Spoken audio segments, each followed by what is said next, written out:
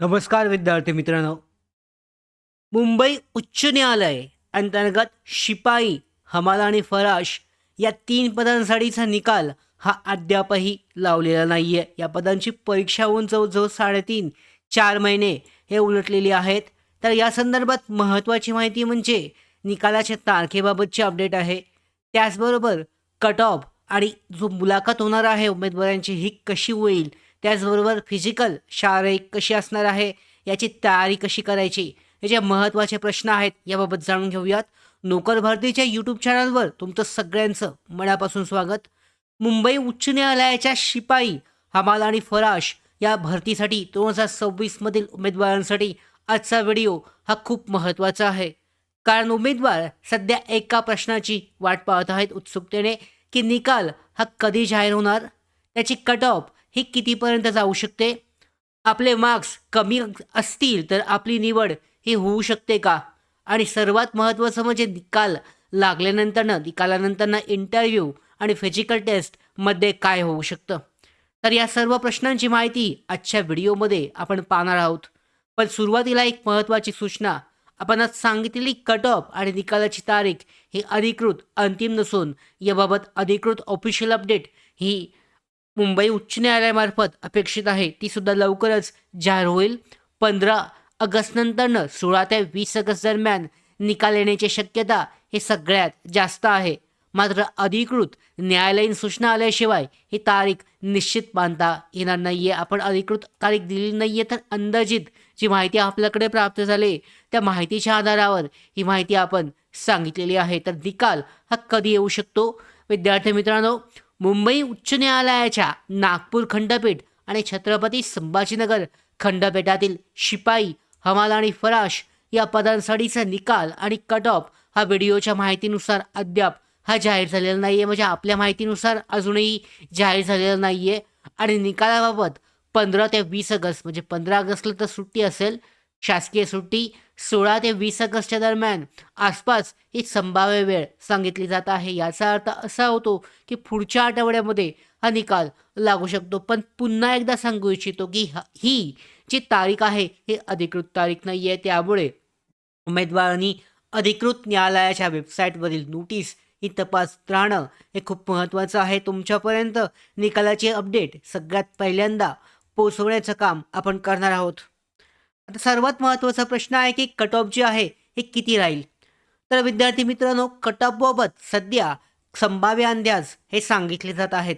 Final cut off नाही आहे, तर संभाव्य सेफ झोन म्हणून तुम्ही पाहू शकता. मुंबई उच्च न्यायालय शिपाई, हमाल आणि फराश पदांसाठी 19 ते 24 मार्क्सच्या आसपास संभाव्य सेफ झोन हा सांगितला जात आहे. यामागे एक कारण म्हणजे काही ठिकाणी पदांची संख्या हे तुलनेनं जास्त असल्यामुळे कट ऑफ हा कमी राहण्याची शक्यता हे व्यक्त केली जात आहे. छत्रपती संभाजीनगर खंडपीठासाठी संभाव्य कट ऑफ जो आहे आणि सेफ झोन 22 ते 25 मार्क्सच्या दरम्यान राहील. 30 गुणांसाठीचा पेपर हा झालेला होता. रिक्त पदांची संख्या आणि स्पर्धा यामुळे कट ऑफ हा तुलनेनं जास्त राहू शकतो. जास्त राहण्याचा हा अंदाज आहे. नागपूर खंडपीठासाठी सुद्धा 22 ते 25 मार्क्सच्या आसपास संभाव्य सेफ झोन हा असणार आहे. पण मित्रांनो, हे सगळे जे आकडे आहेत फक्त अंदाजित आहेत. उपलब्ध माहितीच्या आकडेवारीनुसार आपण ही माहिती दिलेली आहे. ऑफिशियलची यामध्ये अंदाज आहे, म्हणजेच ऑफिशियल जी यामध्ये उमेदवारांची मार्कलिस्ट आहे त्यानुसार हा कट ऑफ थोडासा मागे पुढे कमी जास्त होण्याची शक्यता आहे. फायनल कट ऑफ जो आहे हा निकाल जाहीर झाल्यानंतरनं स्पष्ट होईल. तुमचे मार्क्स 1 ते 2 गुणांनी कमी आहेत का, तर पाहू शकता महत्त्वाचा हा भाग आहे. समजा तुम्हाला वाटत असेल की तुमचे मार्क्स संभाव्य कट ऑफ जी आपण सांगितली यापेक्षा 1 ते 2 मार्क्सनी कमी आहेत, तर अजिबात तुमची तयारी जी आता सुरू असेल तर ती बंद करू नका. म्हणजे डॉक्युमेंट व्हेरिफिकेशन असेल, कागदपत्र पडताळणीनंतर तुमची जी मैदानी असेल शारीरिक असेल, त्याचबरोबर तुमची मुलाखत असेल तर त्यासाठीची तयारी ही चालू ठेवा. कारण अंतिम कट ऑफ अनेक गोष्टींवर अवलंबून असते. ती कमी जास्त होऊ शकते. उमेदवारांची संख्या, त्या ठिकाणी मिळालेले गुण, रिक्त पदे, आरक्षण तर नाही आहे त्यामुळे हा मुद्दा बाद होतो. मात्र प्रश्नपत्रिकेची काठिण्य पातळी आणि अंतिम निकाल प्रक्रिया यामुळे कट ऑफमध्ये बदल हा होऊ शकतो. त्यामुळे माझे मार्क्स कमी आहेत, माझी निवड होणार नाही असा निष्कर्ष आत्ताच काढू नका. तुमची तयारी जी आहे ही आत्तासारखीच तयारी चालू ठेवा. ऑब्जेक्शनमुळे सुद्धा मार्क्स वाढू शकतात. कारण आपण पाहिलं होतं गेल्या महिन्यामध्ये मला वाटतंय उत्तर तालिका ही जाहीर करण्यात आली होती आणि या उत्तर तालिकेनुसार मित्रांनो परीक्षेतील एखाद्या प्रश्नावर योग्य आक्षेप स्वीकारला गेला किंवा एखादा प्रश्न रद्द झाला आपण पाहिलं होतं काही प्रश्नांचे मार्क्स मिळाले होते तर त्या अंतिम गुणांमध्ये बदल हा होणार आहे. यामुळे एखादा प्रश्न रद्द झाल्यास त्याचे गुण सर्व उमेदवारांना देण्याची पद्धत आहे आणि तो प्रश्नच एकूण गुणांमधून वगळला जातो. हे संबंधित परीक्षा प्राधिकरणाच्या अंतिम प्रक्रियेवर अवलंबून असतं. त्यामुळे काही उमेदवारांचे मार्क्स हे वाढू शकतात आणि काही परिस्थितीमध्ये 1 ते 3 मार्क्सपर्यंत हा फरक हा पडू शकतो असा अंदाज हा आपल्याकडे दिसून येतोय. पण हा अंदाज निश्चित नाहीये तरीसुद्धा एक आशेचा किरण या उमेदवारांसाठी हा असणार आहे. आता सर्वात महत्त्वाचा भाग निकाल लागेल. निकालानंतरची प्रक्रिया काय असेल? जर तुम्ही लेखी परीक्षेमध्ये पात्र ठरलाय, तर पुढील प्रक्रियेसाठी जी उमेदवारांची शॉर्टलिस्ट जाहीर होईल, त्या उमेदवारांसाठी पुढची प्रक्रिया अत्यंत महत्त्वाची असणार आहे. कारण फक्त लेखी परीक्षेमध्ये मार्क्स पुरेसे नाही आहेत. इंटरव्ह्यू म्हणजे मुलाखत आणि शारीरिक त्याचबरोबर व्यावहारिक क्षमतेशी संबंधित प्रक्रिया महत्त्वाची असणार आहे. म्हणून निकालाची वाट पाहत बसण्यापेक्षा आजपासूनच तुम्ही त्या सेफ झोनमध्ये असाल किंवा आसपास जरी असाल, तरी पुढची तयारी ही चालू ठेवा. मुलाखतीमध्ये काय काय विचारलं जाऊ शकतं? तर सर्वप्रथम तुमच्याकडे अगदी साधे प्रश्न विचारले जाऊ शकतात. उदाहरणार्थ तुमचं नाव, तुमचं गाव, त्यात राहता कुठे, तुमचं शिक्षण किती आहे, तुमच्या कुटुंबाबद्दलची माहिती, असा एखादा महत्त्वाचा प्रश्न शिक्षण जास्त झालेलं असता, तुम्ही शिपाई, हमाल किंवा फराश या पदासाठी का अर्ज केलाय? उदाहरणार्थ तुमचं शिक्षण BA, BCom किंवा BSc असेल, तर तुम्ही शिपाई पदासाठी अर्ज केला असेल, तर हा प्रश्न विचारला जाऊ शकतो. याचं उत्तर देताना कोणत्याही कामाला कमी लेखू नका, असं तुम्ही सांगू शकता.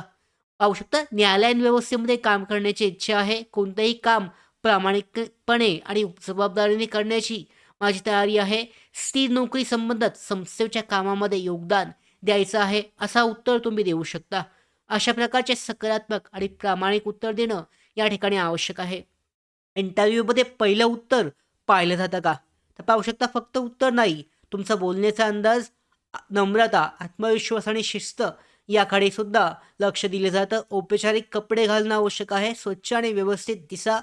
अधिकाऱ्यांशी आदराने बोला. बसताना योग्य पद्धतीने बसायचं आहे. प्रश्न पूर्ण ऐका आणि त्यानंतरनं उत्तर द्यायचं आहे. घाईघाईने बोलू नका आणि सर्वात महत्त्वाचं म्हणजे शिपाई, हमाल, फराश हे काम छोटं आहे असा कोणताही भाव तुमच्या बोलण्यामध्ये किंवा वागण्यामध्ये दिसू देऊ नका. प्रत्येक कामाला सन्मान आहे आणि या सगळ्या गोष्टींवर तुमचे जे मुलाखतीचे गुण आहेत 2, 4, 5 जे काय असतील ते महत्त्वाचे गुण तुम्हाला मिळणार आहेत आणि हाच फरक तुम्हाला पात्रतेसाठी म्हणजे निवडीसाठी महत्त्वाचा ठरणार आहे. फिजिकल किंवा प्रॅक्टिकल टेस्ट जी आहे यामध्ये काय तयारी करायची तर येते शिपाई, हमाल आणि फराश या गोष्टीसाठी शारीरिक क्षमतेशी संबंधित चाचणी असेल तर ती फक्त धावणे आणि व्यायामापुरती मर्यादित असेलच असं नाही. यामध्ये पदाच्या स्वरूपानुसार दैनंदिन कामाशी संबंधित क्षमता ही तपासली जाऊ शकते. उदाहरणार्थ न्यायालयीन परिसराची स्वच्छता करणे, टेबल खुर्च्या किंवा इतर वस्तू व्यवस्थित करणे, फाईल्सचे बंडल एका ठिकाणावरून दुसऱ्या ठिकाणी नेणे, कार्यालयीन साहित्य हलवणे, दीर्घकाळ उभा राहून चालत काम करण्याची क्षमता आणि दिलेले काम व्यवस्थित आणि जबाबदारीने पूर्ण करण्याची क्षमता याबाबत चाचणी जी आहे ही घेतली जाऊ शकते. मात्र अधिकृत चाचणी कशी असेल याबाबत स्पष्टपणे सांगितलेलं नाही आहे. त्यामुळे तुम्ही त्या पद्धतीने तयारी हा ठेवू शकता. तर आजपासूनच काय तयारी करणं आवश्यक आहे, निकालाची वाट पाहत बसू नका. दररोज 10 ते 15 मिनिटं स्वतःची ओळख कशी सांगता येईल मुलाखतीमध्ये याचा सराव ठेवा. नाव असेल, गाव असेल, शिक्षण असेल, कोणत्या पदासाठी अर्ज केलात आणि का केलायत हे आत्मविश्वासाने सांगता आलं पाहिजे. तसेच संबंधित कामाची कामे आणि जबाबदाऱ्या लक्षात ठेवा, समजून घ्या. शारीरिक कामासाठी स्वतःला तयार ठेवणं आवश्यक आहे. या पद्धतीने तुमची तयारी असणं आवश्यक आहे. सगळ्यात शेवटी महत्त्वाचा सल्ला म्हणजे पाहू शकता तुमचे मार्क्स आणि अपेक्षित कट ऑफपेक्षा जरी कमी असले तरी तयारी बंद करू नका, ती चालू ठेवा. कारण सध्या जी कट ऑफ सांगितली जात आहे ती फायनल कट ऑफ नाही आहे. तसेच निकालाची 16 ते 20 ऑगस्टच्या दरम्यान निकालाची शक्यता आहे. मात्र ती सुद्धा 100% गॅरंटेड नाही आहे. या संदर्भात पुढच्या ज्या महत्त्वाच्या अपडेट येतील त्या मिळवण्यासाठी लोकर भारतीच्या यूट्यूब चॅनलला शासकीय सरळ सेवा भरतीबाबत सुद्धा नोकर भरतीच्या यूट्यूब चॅनलला आत्ताच सबस्क्राईब करून घ्या. धन्यवाद.